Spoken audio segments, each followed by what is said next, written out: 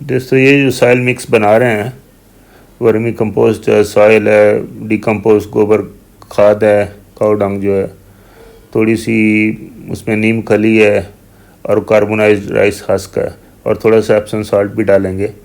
तो ये मैं बना रहा हूँ हिबिस्किस और सैंड पेपर वाइन की मैंने कुछ तैयार की थी एयर लेयरिंग, तो उसमें लगाएंगे। तो इसको मिक्सअप करके अभी करना क्या है कि पॉट में पहले से रेडी करके रखूँगा, ताकि जब वहाँ से निकाल के ले आएँ तो फिर देर न लगे। एक बॉटम में थोड़ी सी डाल के पहले उसको टैप करना है, ताकि वो नीचे से लीक ना हो, सॉइल ना निकले पानी के साथ।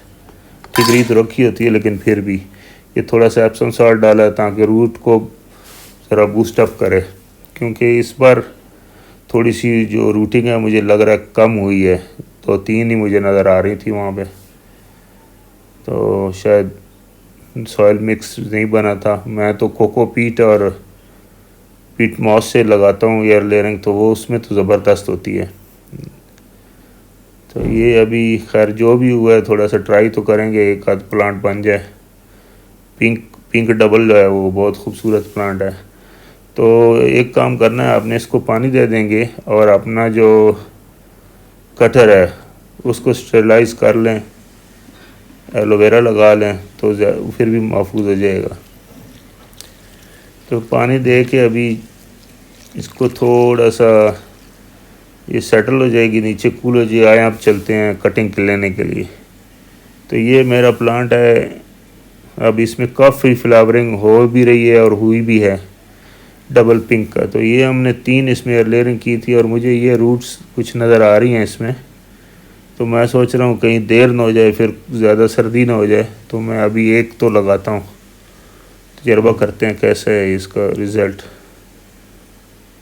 तो अभी इसकी कटिंग ले लेते हैं, फिर आपको दिखाएंगे कि इसको रिपोर्टिंग कैसे करना है।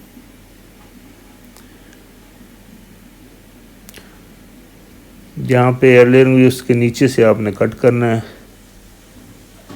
ये एक शाख नीचे भी है तो उसको भी निकाल देंगे, और दूसरी भी कुछ लोड शेड करना पड़ेगा, क्योंकि इसकी रूट्स थोड़ी सी कम लग रही हैं और रूट्स इतनी फीड नहीं कर पाएंगी। तो ये कुछ ब्रांचेस जो हैं ना वो कम कर देंगे इसकी।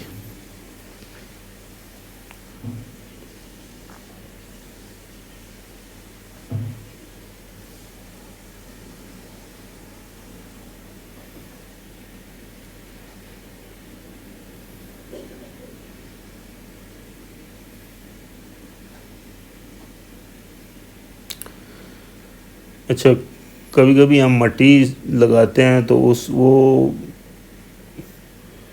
थोड़ी हार्ड भी होती है, ड्राई भी हो जाती है, जबकि मैंने देखे अभी ये खुद गिर रही है। जो एक आध रूट थी वो भी गिर गई शायद।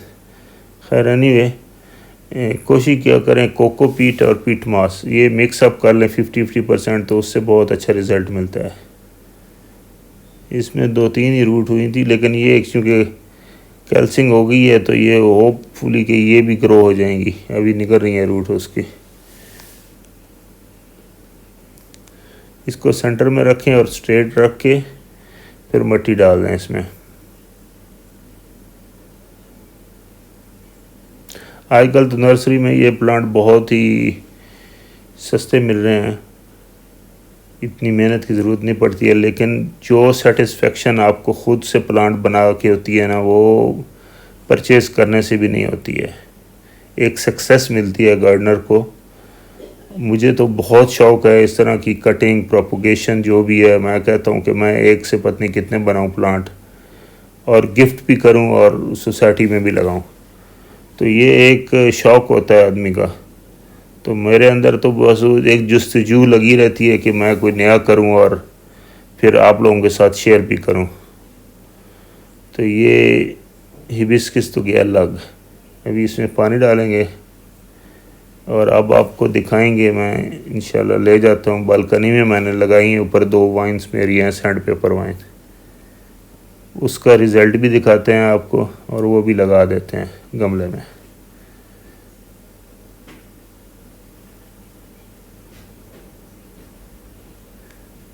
आगे चूँकि सर्दियाँ आ रही हैं, लेवल इतना ज़्यादा पानी तो देना नहीं है, तो इसके लिए थोड़ी सी और सॉइल डाल देंगे।